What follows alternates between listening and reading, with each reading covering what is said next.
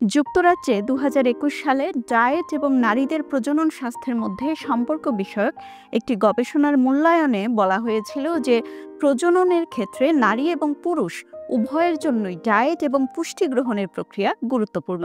সাধারণভাবে বলতে গেলে গর্ভধারণের সুবিধার জন্য শাকসবজি, ফলমূল, পূর্ণ আঁশযুক্ত চাল এবং আটা, তেলযুক্ত মাছ, প্রোটিনের জন্য ডাল, ডিম এবং মাংস গুরুত্বপূর্ণ খাবার।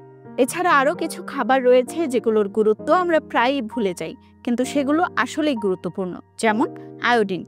আয়োডিন ভ্রূণের পরিপূর্ণ বৃদ্ধি ঘটাতে সাহায্য করে এবং এটি মায়ের থাইরয়েডের জটিলতা প্রতিহত করে। যাদের কোনো ধরনের স্বাস্থ্য ঝুঁকি আছে বা যাদের গর্ভধারণে জটিলতা রয়েছে তাদের ক্ষেত্রে ডায়েট পরিকল্পনাটা ভিন্ন হবে। সেটি বিশেষজ্ঞের পরামর্শ অনুযায়ী হবে, কিন্তু একজন সুস্থ ও স্বাভাবিক মানুষের ক্ষেত্রে ডায়েট পরিকল্পনা যেমন হতে পারে তা এখানে তুলে ধরার চেষ্টা করব। যুক্তরাষ্ট্রের রোগ নিয়ন্ত্রণ ও প্রতিরোধ কেন্দ্র সিডিসি এর তথ্য অনুযায়ী প্রজননে সক্ষম ব্যক্তিদের প্রতিদিন কমপক্ষে 400 মাইক্রোগ্রাম ফলিক অ্যাসিড গ্রহণ করা প্রয়োজন। ফলিক অ্যাসিড গ্রহণে ভ্রূণের মেরুদণ্ডের গঠনে জটিলতা দূর হয়। এছাড়া এটি নারীদের গর্ভধারণের সম্ভাবনা বাড়ায় বলেও জানা যায়। সবুজ শাকসবজিতে প্রচুর পরিমাণে ফলিক অ্যাসিড থাকে, তবে অনেক সময় শুধু খাবারের মাধ্যমে ফলিক অ্যাসিডের ঘাটতি পূরণ করা সম্ভব হয় না। সেক্ষেত্রে চিকিৎসকের পরামর্শ অনুযায়ী ফলিক অ্যাসিডের সাপ্লিমেন্ট গ্রহণ করতে হবে। ইউনাইটেড হাসপাতালের ডায়েটিক্স অ্যান্ড নিউট্রিশন বিভাগের প্রধান চৌধুরী তাসনিম হাসিন বলেন, ডিম্বাণুর মান বাড়াতে হলে গর্ভধারণের আগে আগে প্রোটিন খাওয়া বাড়াতে হবে, আর এগুলো হতে হবে ফার্স্ট ক্লাস প্রোটিন, যেমন মাছ, মাংস, ডিম, দুধ, এগুলোর প্রাধান্য থাকতে হবে। তবে কেউ যদি এগুলো জোগাড় করতে না পারেন তাহলে চাল ডাল মিশিয়ে খিচুড়ি, শিমের বিচি প্রতিবেলা খাবারের সাথে ডাল অবশ্যই রাখতে হবে। এগুলো প্রোটিনের ভালো উৎস।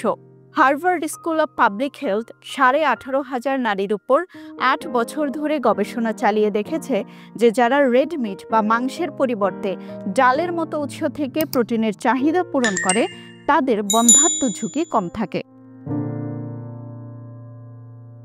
গর্ভধারণের সময় এবং গর্ভধারণের পরে যাতে শরীরে রক্তের ঘাটতি না হয় তা নিশ্চিত করতে হবে।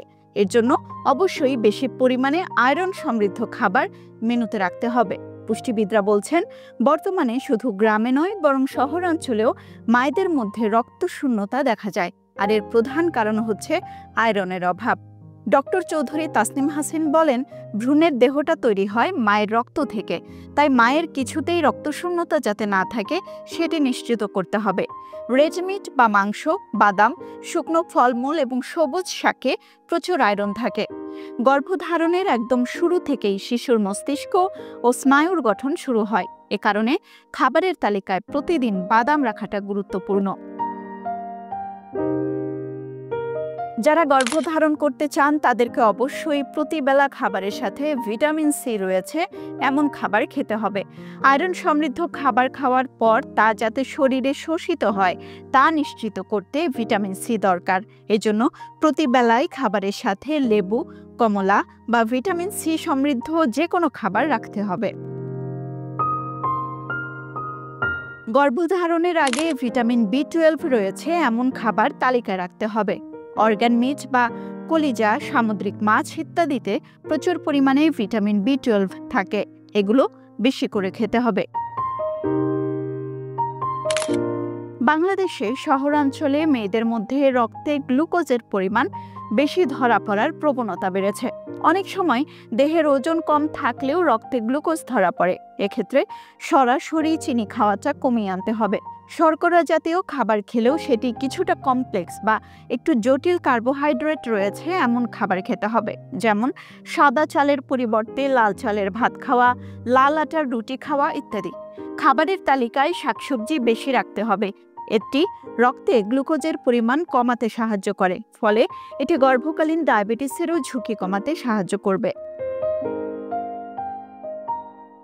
গর্ভবতী নারী সহ প্রাপ্তবয়স্ক সবারই দিনে অন্তত 10 মাইক্রোগ্রাম ভিটামিন ডি গ্রহণের জন্য উদ্বুদ্ধ করা হয়। এই ভিটামিনের প্রধান উৎস সূর্যের আলো। যারা বেশিরভাগ সময় ঘরে থাকেন কিংবা রোদের সংস্পর্শে যান না, তাদের আলাদাভাবে সাপ্লিমেন্ট হিসেবে ভিটামিন ডি গ্রহণ করতে হতে পারে। তবে সেক্ষেত্রে অবশ্যই বিশেষজ্ঞের পরামর্শ নিতে হবে। পুষ্টিবিদরা বলছেন, পরিকল্পনা অনুযায়ী খাবার খাওয়ার সাথে সাথে নিয়মিত শরীর চর্চা করাটাও জরুরি, কারণ শরীর চর্চা নারীদের হরমোনের নিঃসরণ বাড়ায়। পুষ্টিবিদরা বলছেন, নারীরা গর্ভধারণের পর মায়ের খাদ্য তালিকায় প্রোটিন বাড়ানো ছাড়া আর তেমন কোনো ভূমিকা নেই। ক্যালোরির পরিমাণ বাড়ানোর কোনো প্রয়োজন নেই। বাচ্চার দেহ গঠিত হয় রক্ত, মাংস এবং হাড় দিয়ে, আর রক্ত, মাংস, হাড়ের জন্য প্রোটিন, ক্যালসিয়াম, ভিটামিন ও মিনারেলস দরকার হয়। এখানে ফ্যাট এবং কার্বোহাইড্রেটের পরিমাণ খুবই কম প্রয়োজন হয়। এজন্য খাদ্য তালিকায় কিছু স্বাস্থ্যকর ফ্যাট যেমন সামুদ্রিক মাছের তেল, বাদামের ফ্যাট, আঁশযুক্ত খাবারের পরিমাণ বাড়াতে হবে। ভ্রূণের বৃদ্ধি বাড়ানোর জন্য প্রোটিন গ্রহণের পরিমাণ ধীরে ধীরে প্রায় দ্বিগুণ করে ফেলতে হবে। এ সময় ক্যালসিয়ামের চাহিদা বেড়ে যাওয়ার কারণে একজন গর্ভবতী নারীকে প্রথম দিকে দিনে 2 থেকে 3 গ্লাস এবং শেষের দিকে গিয়ে দিনে অন্তত 4 গ্লাস দুধ খেতে হবে। তরল দুধ না খেলেও দুগ্ধজাত খাবার যেমন টক দই, পনির, দুধের ছানা খাওয়া যেতে পারে। যারা দুধ খেতে পারেন না বা জোগাড় করাটা কষ্ট হয়, তারা দুধের পরিবর্তে মাছ খেতে পারেন। ছোট মাছের কাঁটায় প্রচুর পরিমাণে ক্যালসিয়াম থাকে। পোস্ত দানায় প্রচুর ক্যালসিয়াম থাকে।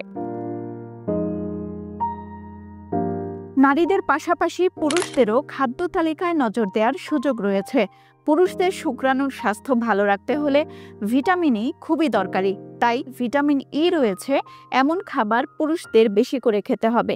সবুজ শাকসবজিতে প্রচুর পরিমাণ ভিটামিন ই থাকে, সেগুলো বেশি পরিমাণে খেতে হবে। শুক্রাণু সবল রাখার আরেকটি গুরুত্বপূর্ণ উপাদান হচ্ছে প্রোটিন। এই সময় পুরুষদেরও প্রোটিন সমৃদ্ধ খাবার খাওয়াটা বাড়াতে হবে। মাংসে প্রচুর পরিমাণে প্রোটিন থাকে। বিশেষজ্ঞরা বলেন, গর্ভধারণের জন্য বা প্রজনন স্বাস্থ্যের উন্নয়নের জন্য এককভাবে প্রভাব বিস্তার করবে এমন কোনো খাবার বা সুপারফুড নেই, বরং পরিকল্পিত ডায়েট এবং নিয়মিত খাবার খাওয়ার প্রক্রিয়া অনুসরণ করাটা জরুরি। তবে খাবার বা পুষ্টি এবং গর্ভধারণ ও প্রজনন স্বাস্থ্য নিয়ে দুশ্চিন্তা থাকলে অবশ্যই একজন চিকিৎসক এবং পুষ্টিবিদের পরামর্শ অনুযায়ী পদক্ষেপ নেওয়া উচিত।